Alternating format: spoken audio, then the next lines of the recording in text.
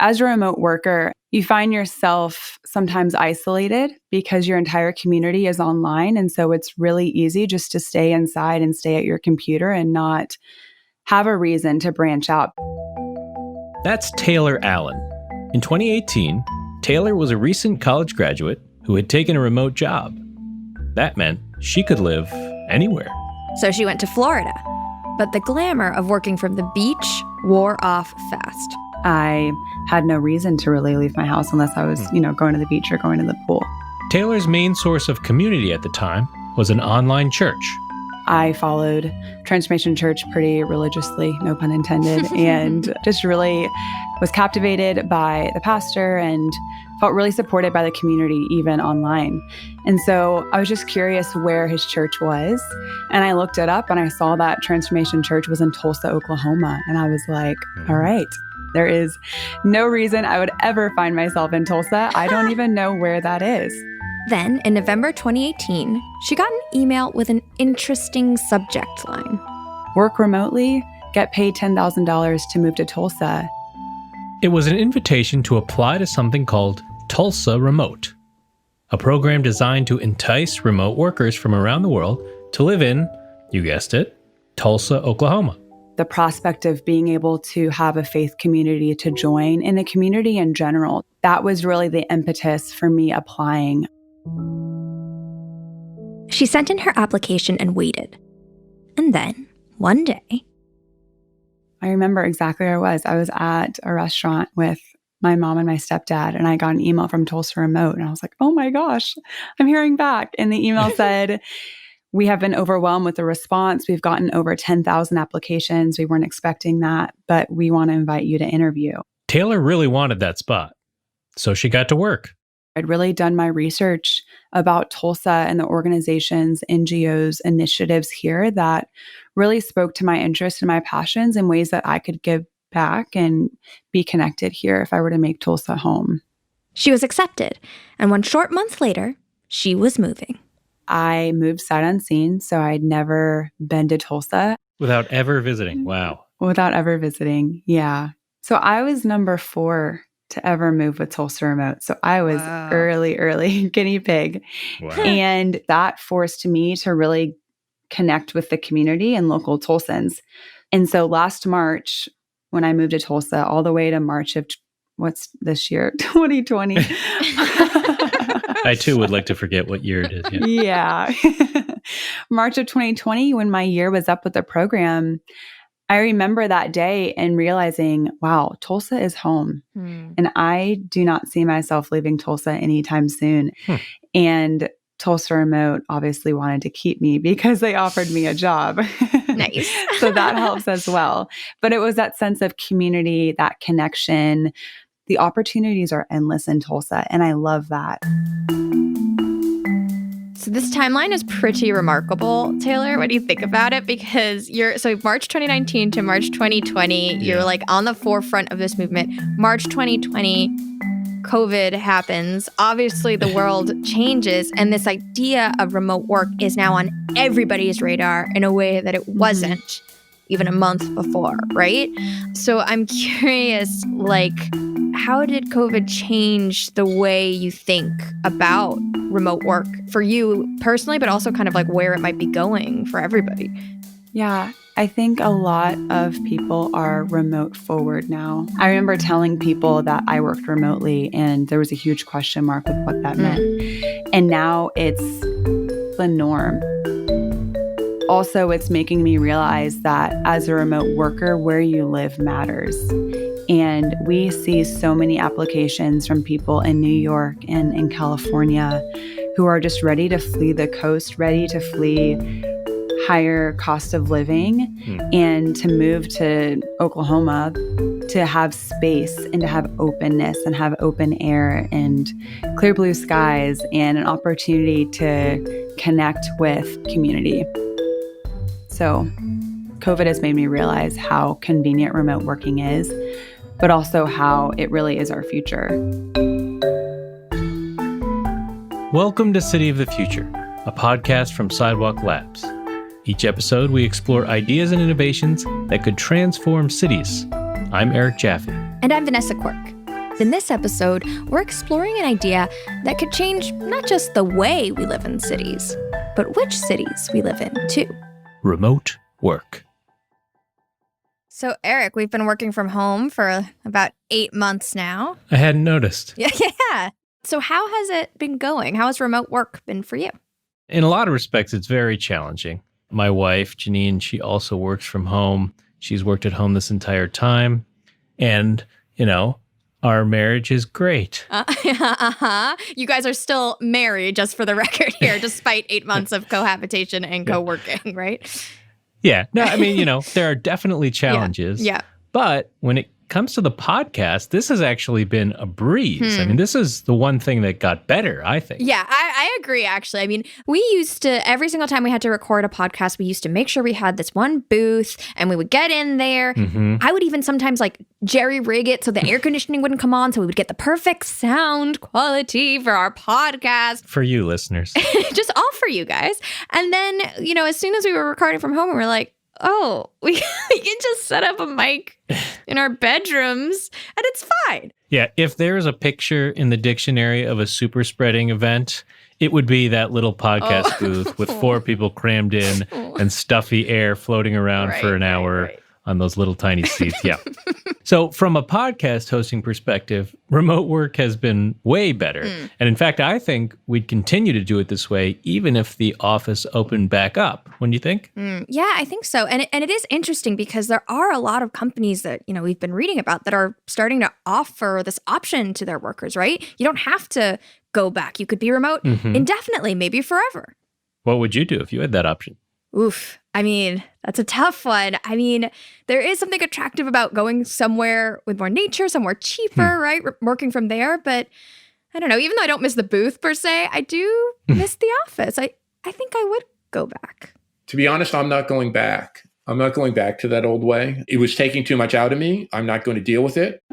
That's Richard Florida, a professor of urban economics and an advisor to Sidewalk Labs. We wanted to hear what he thinks remote work will mean for the future of cities. I mean, for me, I've liked being home. I find that I like my neighborhood better. I find that I like my life better. My kids are 3 and 4. It's given me a lot more time to spend with my 2 girls. So I've gotten to know my neighbors a lot more. I've gotten to be like cycling buddies with my neighbors that I wasn't before. So we go out on long rides. We have people over on the front porch a lot. We set up a front porch. I mean, we had like an urn out there. Now we set up a front porch. For Richard, it wasn't just neighborhood life that improved. Teaching classes got better too. I taught my course online. So I was able to bring in people from all over the world, mayors, urban economic developers, people from technology companies. We had to learn how to do it, and we got better at it. But another big thing for me was showing me the ability to do remote teaching and having it go very successfully. So I actually think that's going to be a big deal. It is interesting that your experience highlights the 2 different advantages of remote work, right? On the one hand, in your teaching, you've brought in all of these global perspectives more than ever before. And on the other hand, at the same exact time, you're so much more keyed into the local, right? Like what's happening outside your front door. Yeah, it made me appreciate the local in ways. I mean, as a 40-year career in urbanism, I never would have thought. But the other thing is my neighborhood was a commuter neighborhood for knowledge workers, for corporate people. Which means as a remote worker and a professor and writer, I was the only adult man in the neighborhood during the day. And I really felt like a freaking oddball. Now, there are a lot of guys my age in the neighborhood all the time, like out with their kids or out hanging around or going to the park. So it sounds like the daytime population of your neighborhood has gone up dramatically. But do you have a sense of what the daytime population's now like in the commercial districts of Toronto, in those corporate knowledge sector places that the folks you live around aren't going to anymore? It's terrible. There's not many people down there. And, I had thought more of those buildings were residential, and they're not. They are still office work. So I think, personally, the Central Business District is a historical relic. During the Industrial Revolution, beginning with manufacturing, we separated work from life. People used to work where they live if they were artisans or producers, live above their shop. And then as we added transportation innovations like subways and trains and transit. People started to commute more and more, not just to factories, but to offices. And we developed these giant commercial towers and stack and pack knowledge workers. I just think a lot of that's going away. And I think this shift to virtual or remote work is a big part of it. Richard told us that this forced experiment in remote work has hastened a process that was already in motion, not just for individuals, but for cities too. The future of economic development is talent. There is now no other economic development strategy. And, I'm talking to economic developers all the time, and it's like light bulbs are going off in their head. If you want to talk about the new economic development or the new city competition, it's been this shift away from the power of firms to the power of talent. And I think that especially in an era of remote work, the location of talent will be ever more important. And cities will, and communities and suburbs and rural areas, the terms of the competition will be about competing for talent, competing for workforce, competing for people, competing for remote work.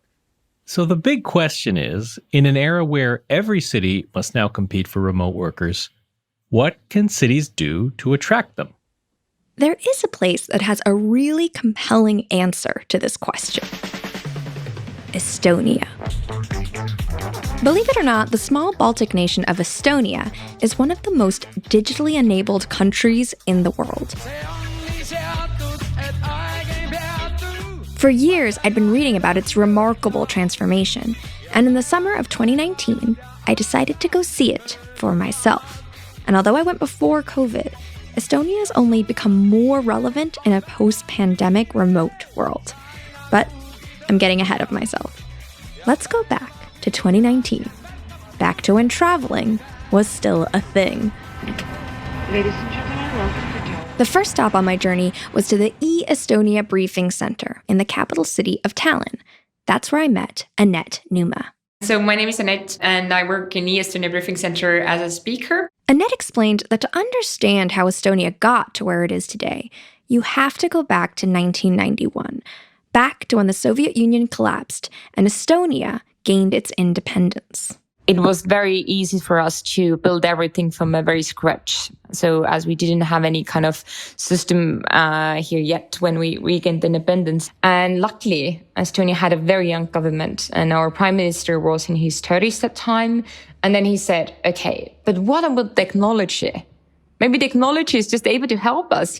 The advent of the internet was very exciting to Estonia in the 90s, especially because it emerged just as this young country was building its government from scratch. The first service that they put online was taxes. At 1999, we have done that online, and it just takes us like 1 or maximum 2 minutes. Estonia didn't stop there.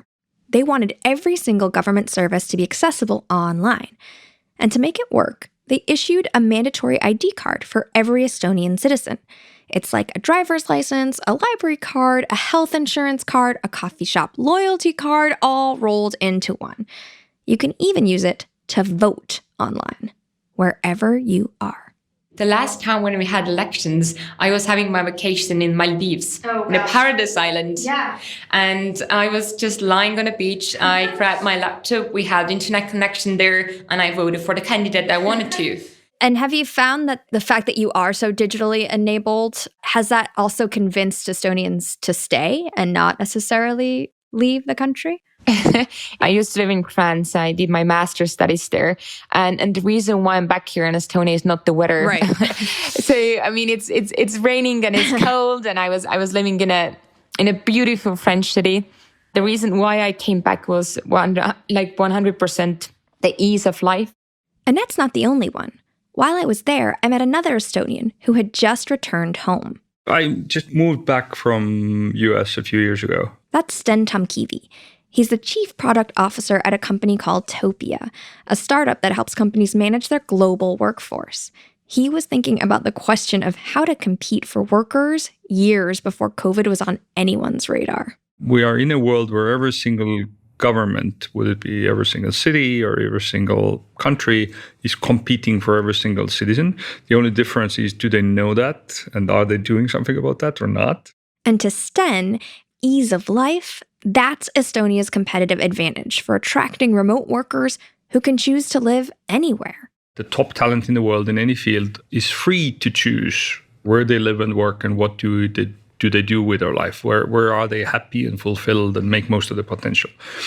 And so that means that you have people whose incentives are to find the best environment for them, which means that you screw up your environment, people will leave faster than ever before. And you do something great, people will find you and come there faster than ever before.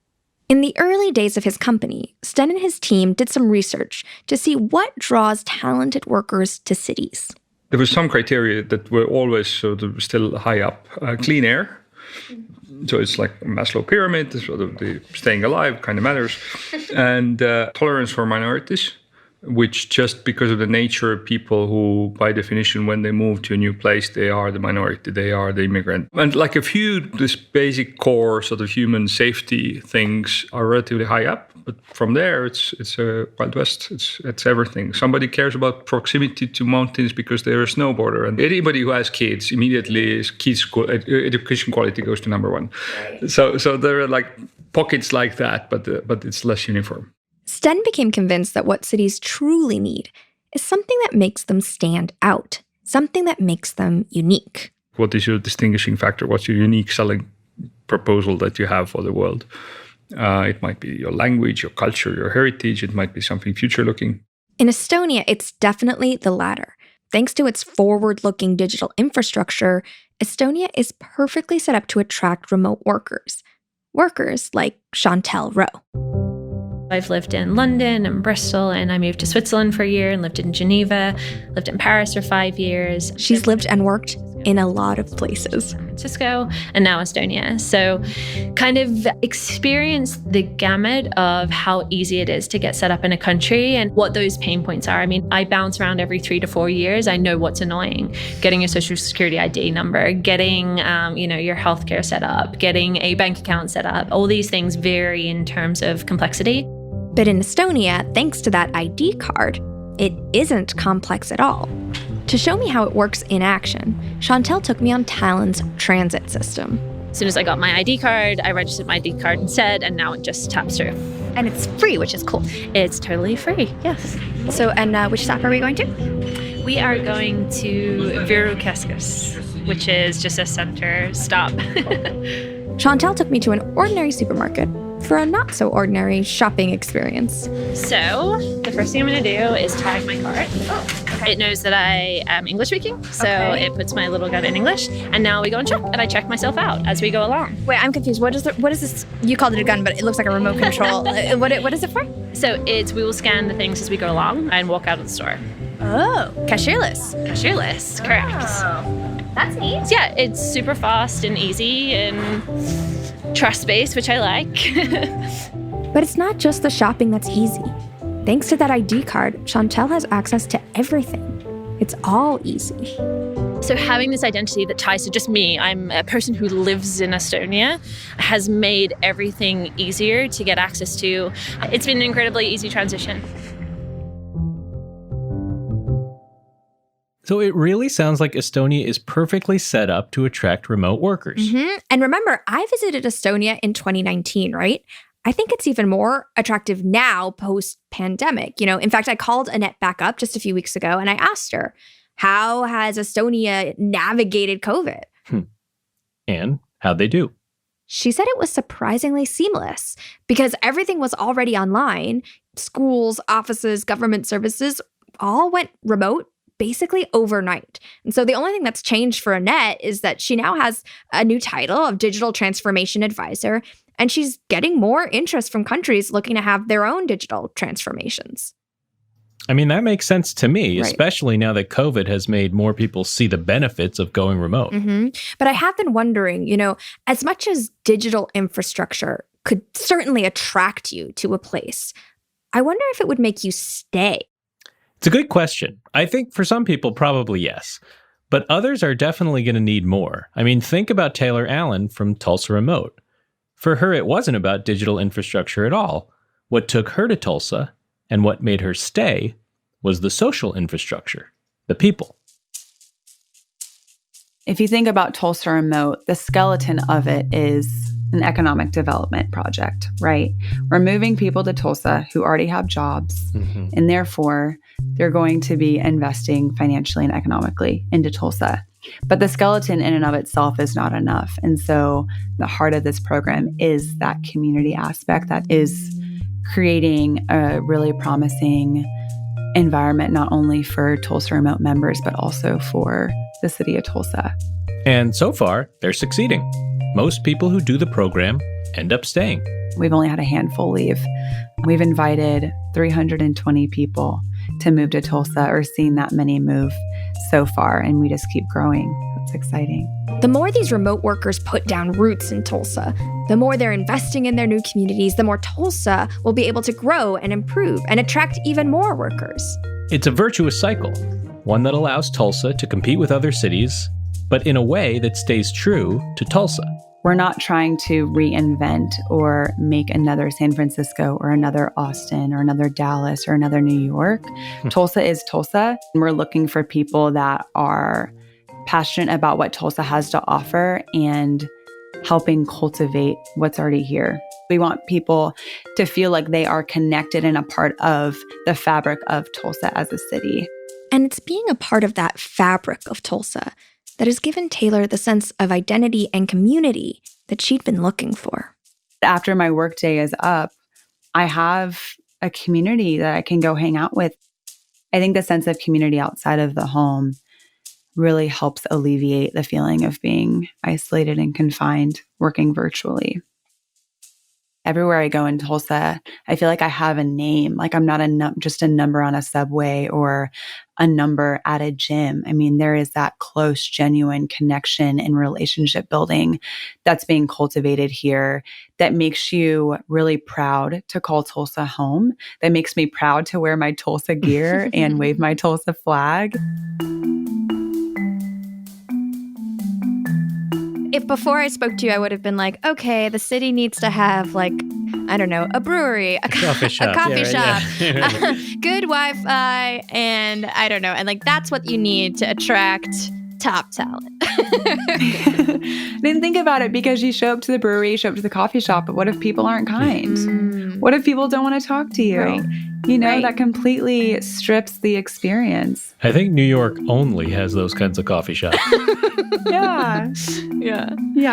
Like I said, the small town feel is like that Southern hospitality, you know your neighbor, with all of the city amenities. But the city amenities really come secondary to that charm and a value of relationship building and community. Which is what you were looking for when you applied in the first place, right? Community. Yeah.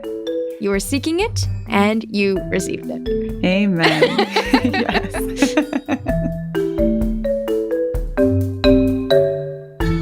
Thank you for listening to City of the Future, a podcast from Sidewalk Labs. Your hosts are Vanessa Quirk and me, Eric Jaffe. We are produced by Benjamin Walker and Andrew Calloway. Mixed by Zach McNeese. Special thanks to Taylor Allen, Richard Florida, Anett Numa, Sten Tamkivi, and Chantel Rowe. Our art is by the great Tim Cow. Our music is composed by Adam James Levine Arity. If you want to hear more of Adam's work, you can check out his band, Lost Amsterdam, at amsterdamlost.com. To learn more about Sidewalk Labs, visit our website at sidewalklabs.com, where you can subscribe to our newsletter at the bottom of the page. And you can also follow us on Instagram at City of the Future Pod. A quick note to our listeners, our next episode will come out not in 2 weeks, but in 3 on November 20th. So make sure you're subscribed to City of the Future, and you'll see that episode pop up in your feed. See you in the future.